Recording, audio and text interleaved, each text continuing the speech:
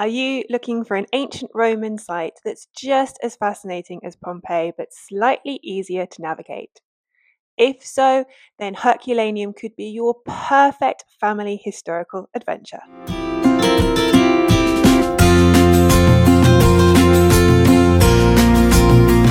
Hi, my name is Liz and I'm also known as the Birth Historian, and here on my channel you're going to find lots of short videos all about the history of pregnancy and birth, and now some long form content all about travelling to historical sites with children. Herculaneum is another town on the slopes of Vesuvius that was destroyed in the eruption of AD 79. It's a smaller site with very interesting buildings and is another great option to visit if you're in the Bay of Naples area. We are waiting for the train to Herculaneum. This is the next day of our little Roman adventure around the Vesuvius area. So as with my other video all about Pompeii, which you can go and check out if you go and look at my channel, we're going to start off by thinking about the logistics of visiting Herculaneum as a family. First thing to think about is when to go. That area of Italy can get incredibly hot in the summer. So the months of June, July and August can be really quite uncomfortably hot to visit sites like this. However, unlike Pompeii, Herculaneum does have a lot more shade and it is closer to the sea, so it does benefit from the sea breeze. That said, probably the best time to visit is the spring and the autumn, and we visited in April. Just like Pompeii, you can also access Herculaneum on the Circumvesuviana, the local train line that runs from Sorrento into Naples. The station you want is called Herculano Scavi. From Herculano Scavi station, it's probably about a 5-minute walk downhill to the actual site. You can book tickets in advance, though we just turned up and bought tickets on the day. As with Pompeii, under 18s are free. And if you are aged 18 to 25 and an EU citizen, you can also get a seriously discounted ticket, but you do need to present your passport as proof of your EU citizenship and of your age. If you're visiting with really small children, it's worth noting that Herculaneum is much smaller than Pompeii and is a little bit more buggy friendly than Pompeii as well. There's still a lot of cobbled streets. It's not perfect for wheeled buggies, but it is a little bit easier. Now, just like with Pompeii, you can get a guide to come and show you around, and there are people outside who offer themselves as guides if you wish to use them. We chose not to use a guide because, like I said in my last video, I have a bachelor's degree and a master's degree in classical civilizations. So for me, this was a site that I know well, and I read another book and read up and refreshed my memory on everything to do with Herculaneum, so I was able to guide my family around. In fact, I'd actually put together a walking tour of what we were going to go and see, so we knew exactly how we were going to approach the site. One thing to note for Herculaneum is it is a much smaller site, so there are less facilities inside. When you arrive at the site, there is a really lovely new modern entrance building which has a gift shop, it has the toilets, it has some vending machines. Inside the site, there are some other toilets, and there is what they call the food court, which is a selection of vending machines and somewhere where you can sit in the shade to eat any lunch you brought with you. So you've made it to Herculaneum, and now you're thinking about what should we see? Well, one of the most fascinating parts of Herculaneum is the fact that it was destroyed in a completely different way to Pompeii. Herculaneum was buried under a pyroclastic flow, meaning that a lot more of the organic material was actually preserved. It was carbonized.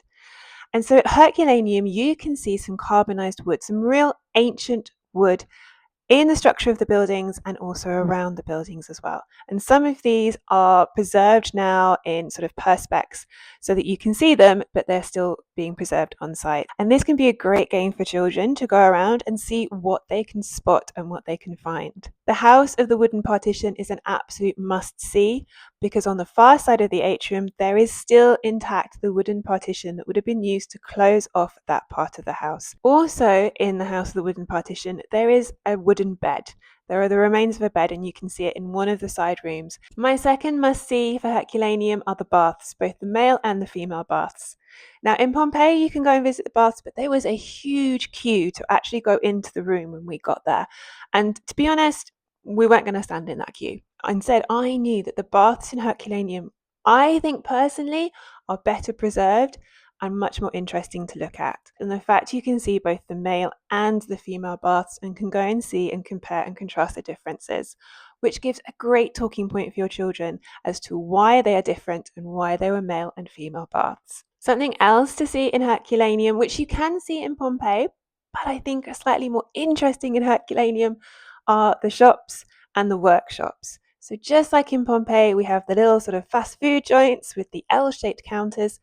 You can see those here in Herculaneum. And here in the bottom of one of the amphorae, we actually found some carbonized walnuts, giving more evidence the idea that in these jars on these counters were more likely to be dry goods such as nuts and seeds that people could buy and eat on the go. Another fantastic thing to see in Herculaneum is the wall of volcanic material. So Herculaneum, like I said, was buried by this pyroclastic flow.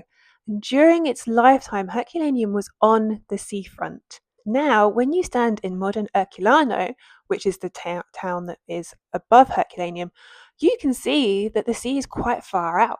You can still see it, but you can just see how much land was added on by this volcanic material. And as you get down towards the boat sheds in Herculaneum, you will see a wall of volcanic material and just how far down the town was buried. One of my other highlights to see in Herculaneum, something that you don't get to see very often in Roman towns, are the upper stories. Because Herculaneum was buried under about 20 meters of volcanic material, we have got some of the best preserved upper floors from ancient Roman towns. And so the scale and the ceiling height of some of the buildings can be visible today, which I think brings it home to children. They can stand in there and actually imagine what it might have been like to live in these houses. Another big thing to see are the boat sheds, and I'm going to talk about these in a little bit more detail later. This is where the vast majority of the victims that we have found in Herculaneum from the eruption were found. There's 4 or 5 boat sheds in which there were found a collection of skeletons of people who had come together and they were waiting in these boat sheds. Archaeologists and classicists now think that these people were sat here waiting partly for protection. We think they might have been waiting for rescue, looking out to sea and hoping that a boat might come to collect them and to fetch them. So talking about the boat sheds, I also talk about these sensitive subjects to discuss with children ahead of going to places like Herculaneum. Some children might find it comforting to know, and this would be at parents' discretion whether they would tell them or not. But at Herculaneum, it was the pyroclastic flow that buried the building and would have killed people. And the temperatures that these people were exposed to meant that they died instantaneously. There was no suffering. And for some children, that can be a real comfort to know that these people were not aware of what had happened to them in the end. In the boat sheds, like I said, where a lot of skeletons were found, including skeletons of children and of a pregnant woman. In the boat sheds today, there are replicas of these skeletons. So the skeletons that will be seen by a visitor today, these are replicas, they are not the actual people. However, it can be a very confronting and difficult scene for young children. We gave our children the choice as to whether they wanted to see them or not. We all went down to the beach so that we could see the real scale of the wall of volcanic material, but both children were given the choice as to whether they actually wanted to look inside the sheds or not. Our oldest decided he wanted to have a look. Our youngest decided that she didn't. All right, so this might be the controversial opinion, but for me personally, I prefer Herculaneum to Pompeii. There, I said it. I love Pompeii.